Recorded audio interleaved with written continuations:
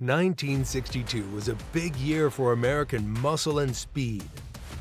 Car makers were in a race to build the fastest, most powerful machines on the road. Big V8 engine, bold designs, and serious performance.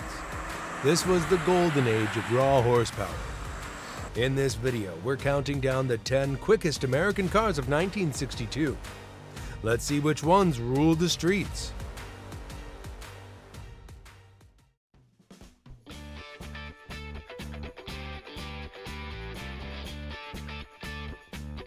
The 1962 Avanti R2.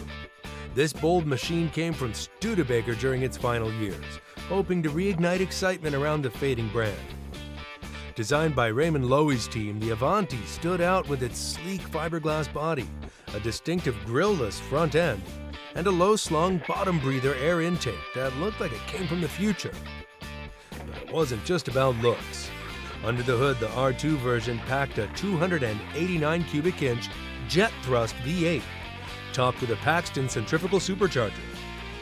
Output jumped to an estimated 290 horsepower and 332 pound-foot of torque. Paired with a 3-speed automatic, the Avanti R2 could rocket from 0 to 60 miles per hour in 7.3 seconds and run the quarter mile in 15.8 seconds at around 91 miles per hour. Seriously quick for 1962. It was one of the first American cars to come standard with front disc brakes, thanks to a Dunlop system. Weighing just over 3,000 pounds, the Avanti R2 even set 29 speed records at Bonneville, topping out near 170 miles per hour. Despite its innovation, Studebaker's financial collapse meant fewer than 5,800 Avantis were built, making the R2 a rare and iconic piece of performance history.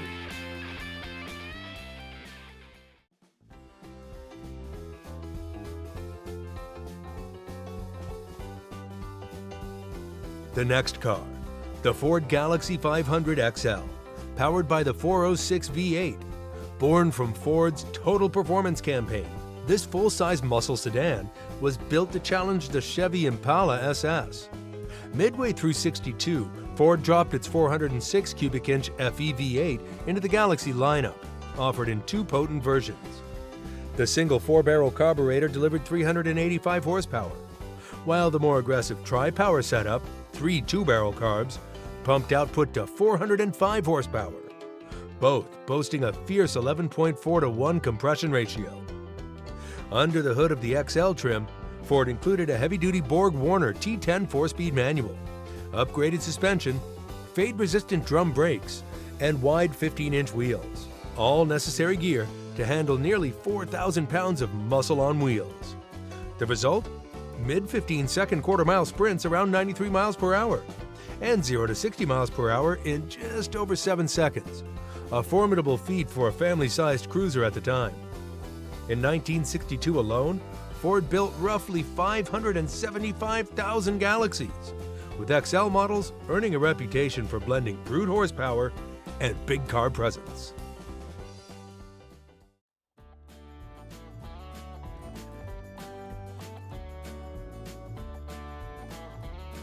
The Chevrolet Impala SS 409. This full-size powerhouse sealed its legacy in 1962 as the ultimate expression of Detroit muscle. Available in hardtop coupe or convertible SS models, it featured the legendary 409 cubic inch big block V8, rated at 380 horsepower and 420 pound-foot of torque, with a high-performance variant pushing out 409 horsepower at 6,000 RPM. Chevy didn't stop at raw displacement. This 409 V8 boasted forged internals, a solid lifter valve train, and an aggressive 11.0 to 1 compression ratio. Depending on the option, it came with a single 4-barrel Carter AFB carb or the dual quad setup, known as the famed 2x4 barrel that earned its reputation in the Beach Boys song 409. The engine was paired with a Borg-Warner T10 4-speed manual and a posi-traction rear axle, giving the Impala serious drag strip credibility, complete with quarter-mile times in the high 14-second range at around 98 miles per hour. On the road, the Impala SS 409 delivered surprising acceleration. 0 to 60 miles per hour came in about 6.3 seconds. Weighing at around 3,750 pounds, it balanced brute strength with full-size comfort. It also rode on heavy-duty suspension and came with metallic brake linings, designed to handle that extra power.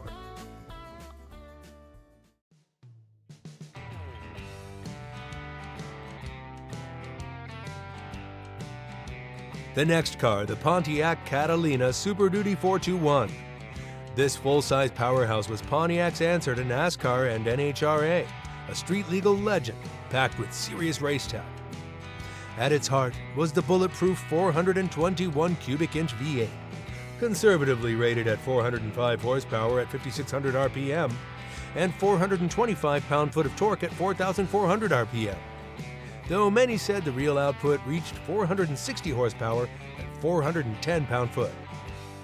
Pontiac equipped it with twin Carter 500 CFM 4-barrel carbs, atop an aluminum intake manifold, forged steel crank, rods and pistons, plus 4-bolt mains. Everything built to withstand drag strip abuse. Weight saving came from aluminum front clips and an optional Swiss cheese drilled frame, trimming over 150 pounds. Paired with a heavy-duty 3-speed or Borg-Warner 4-speed manual transmission and a robust clutch, this Catalina tipped the scales near 3,988 pounds, 1,809 kilograms. Yet it still smashed the 0 to 60 mile per hour barrier in around 6 seconds and flew through the quarter mile in the mid-13s at over 107 miles per hour. Some drag-prepped examples even dipped into the low 12s at 115 miles per hour. With only about 155 produced in 1962, the Catalina Super Duty 421 remains one of the rarest and fiercest.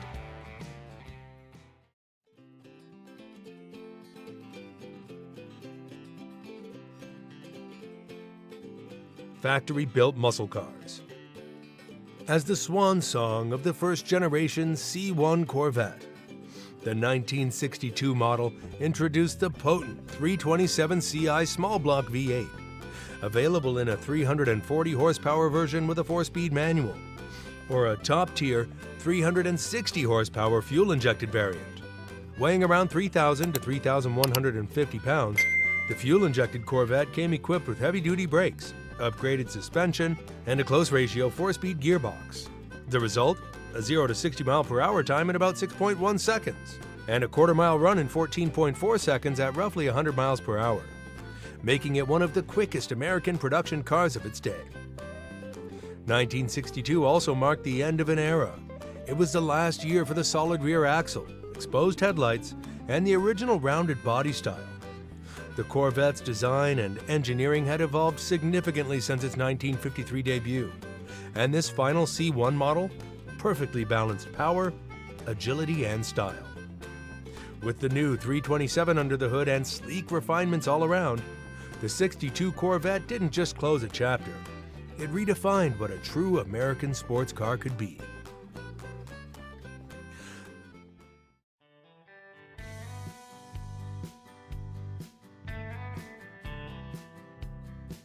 Next up, the Shelby Cobra 260.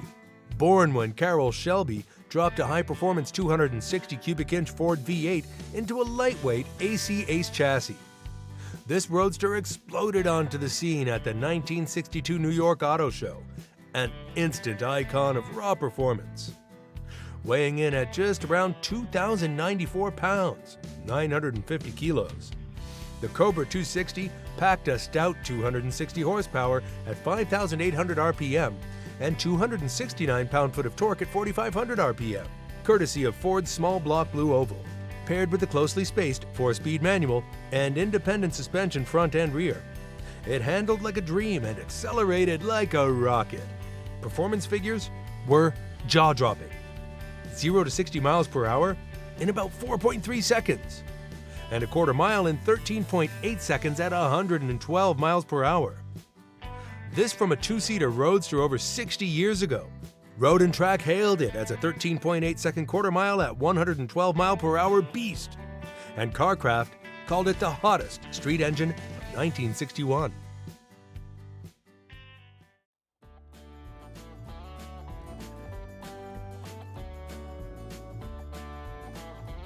In 1962, Dodge took the compact Dart and turned it into a quarter-mile monster by dropping in the infamous 413 cubic inch max Wedge V8. This engine came in two factory-tuned versions, one rated at 410 horsepower with an 11:1 compression ratio, and a more aggressive 420 horsepower version running 13.5:1 compression, barely streetable on pump gas. To handle the power, Dodge reinforced the drivetrain with a rugged 3-speed manual or a push-button torque flight automatic, paired with heavy-duty suspension and high-capacity drum brakes. Engineers also reduced weight by stripping unnecessary trim and offering lightweight aluminum parts on select models. This setup gave the Dart serious performance, 0 to 60 in around 6 seconds, and a quarter-mile time of 13.75 seconds at over 106 miles per hour. Those numbers made it one of the quickest cars you could buy straight from a showroom in 1962.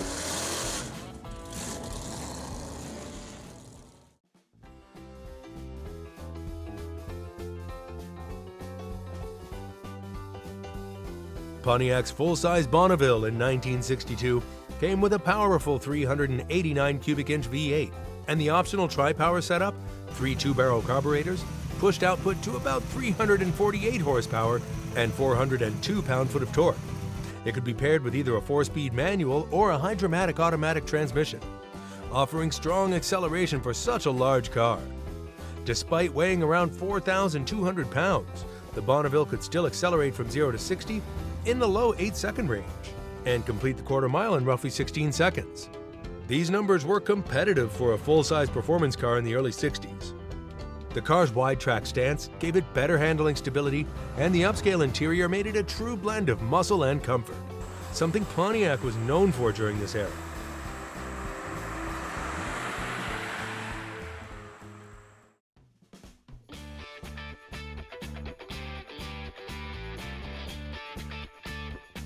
Buick introduced the Riviera in late 1962 as a 1963 model, aiming to offer luxury with real performance. It came with a choice of two V8 engines, a 401 cubic inch nailhead V8 producing 325 horsepower, or a larger 425 cubic inch version rated at 340 horsepower. Both engines used a single 4-barrel carburetor and were paired with a Super Turbine 400 automatic transmission. The Riviera's body sat on a shortened version of Buick's cruciform frame and weighed around 3,998 pounds. It featured heavy-duty suspension, power steering, and large drum brakes. Despite being a full-featured car, it could accelerate from 0 to 60 miles per hour in under 8 seconds and complete the quarter mile in around 16 seconds. Respectable numbers for a personal luxury coupe in 1962. The exterior design was sharp and modern, featuring hidden headlights and a flowing Coke bottle profile that stood out from other GM cars. Inside, it offered bucket seats, a floor-mounted shifter, and upscale trim materials.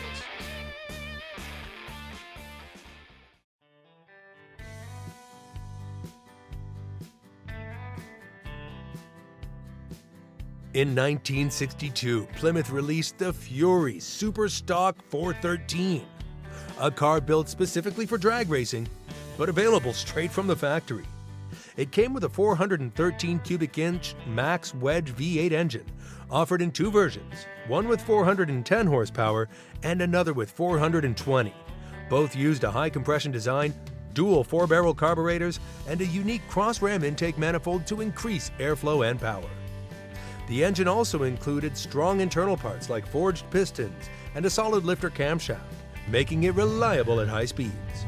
It was paired with a heavy-duty 3-speed or 4-speed manual transmission and a reinforced drivetrain to handle the engine's power. This setup allowed the Fury to go from 0 to 60 miles per hour in around 5.8 seconds and complete the quarter mile in as little as 11.93 seconds at 118 miles per hour, as recorded by drag racers like the Melrose Missile.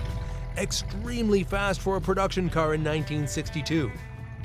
Only 57 units of this version were built, making it very rare. That kind of performance is exactly why the 1962 Plymouth Fury Superstock 413 earns its place on the list of the fastest American cars of its time. That's our countdown of the fastest American cars from 1962, a time when big engines, bold designs, and no limits engineering ruled the streets. So, which car impressed you the most? Was it the raw power of the Fury, the style of the Corvette, or the speed of the Cobra? Drop your thoughts in the comments. We'd love to hear what you think. And if you enjoyed this video, don't forget to like, subscribe, and hit the bell so you never miss a new episode of Classic Car Archive. We've got more rare machines and amazing stories from the golden age of cars coming your way. Thanks for watching, and we'll see you in the next one.